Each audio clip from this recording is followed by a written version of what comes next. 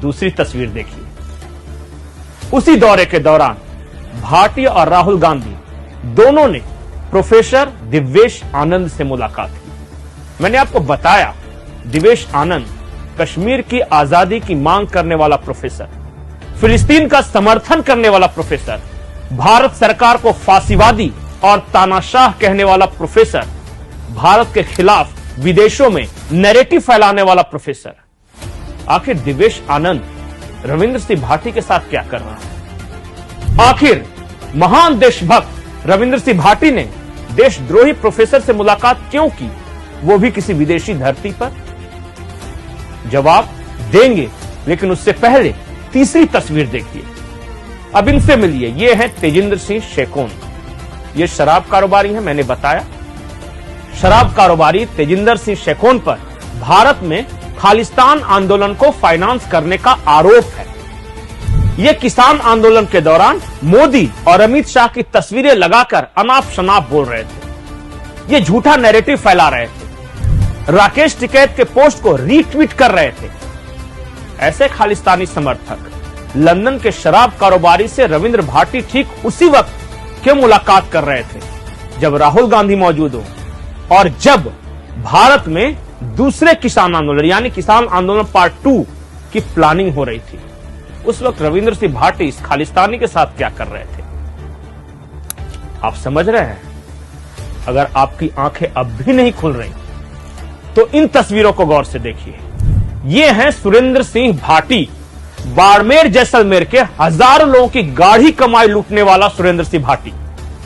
सुरेंद्र भाटी साई कृपा credit cooperative society चलाता था। इसके क्रेडिट सोसाइटी में हजारों लोगों ने अपने खून पसीने की कमाई जमा की। किसने 1000 रुपए जमा किए, किसने 2000, किसने 5000, 10,000। अचानक 2015 में एक एक कर इसने उस पूरे इलाके से अपने दफ्तर बंद करने शुरू कर दिए। करीब 100 करोड़ से अधिक की धोखाधड़ी करने वाले सुरेंद्र भाटी के खिलाफ 115 से अधिक मामले दर्ज थे। हैरानी की बात है कि महान देशभक्त, राजपुताने की शान रविंद्र सिंह भाटी फरार मुजरिम और घोटालेबाज सुरेंद्र सिंह भाटी के साथ क्या कर रहे हैं? लंदन में उनसे मुलाकात क्यों कर रहे हैं? अगर आपको अब भी पूरी कहानी समझ में नहीं आई तो बता दें कि सुरेंद्र भाटी की पत्नी उषा कांग्रेस से सम पंचायत समिति की प्रधान थी। तो कुल मिलाके कांग्रेसी उससे मुलाकात रविंद्र भाटी की, वो भी तब जब राहुल गांधी भी लंदन में मौजूद हो। एक बात और बताऊं, सुरेंद्र भाटी के भूमिगत होते ही इनकी पत्नी यानी उषा भी लोगों के सामने नहीं आती थी। 2013 से 18 के बीच जब राजस्थान में बीजेपी की सरकार थी तब ये भूमिगत हो गए थे, यानी सुरेंद्र भाटी भूमिगत हो गए थे, फरार। और जब 2018 में वापस कांग्रेस की सरकार आई तब इन्होंने एक एक कर अपने खिलाफ मुकदमे बंद कराने शुरू कर दिए। पावर, पैसा। कहते हैं, आरोप है कि सुरेंद्र भाटी ने घोटाले के पैसों से दुबई और मुंबई के पॉश इलाकों में संपत्तियां खरीदी।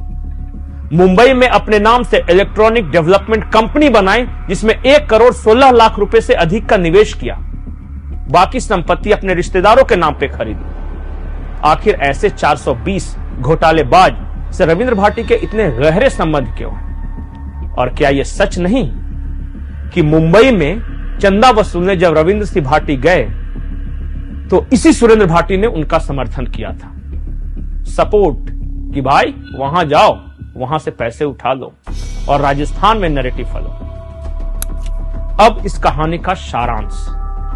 गुजरात में कांग्रेस ने एक वक्त 3 युवाओं को तैयार किया था, हार्दिक पटेल, जिग्नेश मेवानी और अल्पेश ठाकुर। यानी गुजरात के पटेल, दलित और राजपूत युवाओं के बीच असंतोष फैलाकर भाजपा को नुकसान पहुंचाना मकसद था।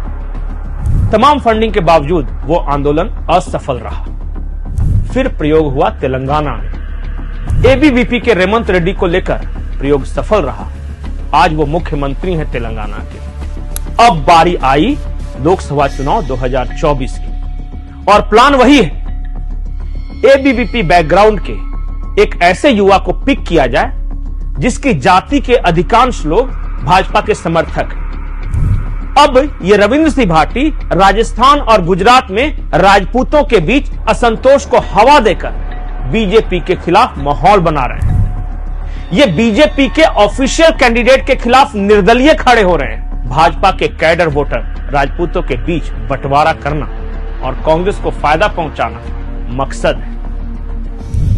और सबसे बड़ा सवाल कि इस तरह के लोगों से फाइनेंस लेकर जिनका कैरेक्टर ड्यूबियस हो, यानी जिनकी देशभक्ति पर संदेह हो, जो भारत के खिलाफ विदेशी धरती पर प्रचार कर रहे हो, जो तस्करी कर रहे हो, जो नकली दवाएं सप्लाई कर रहे हो, जो यहां यानी बॉर्डर इलाके को नुकसान पहुंचाना चाहते हो, उनसे चंदा क्यों लेगा कोई? याद रखें, राजस्थान की 16,000 छत्राणियों ने देश धर्म की रक्षा के लिए जौहर किया था।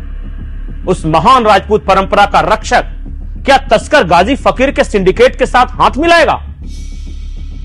सिर्फ जाति के नाम पर एकजुट होने वालों से सिर्फ एक सवाल है मेरा। राजपूत तो पृथ्वीराज चौहान भी थे और जयचंद भी। आप किसका साथ देंगे?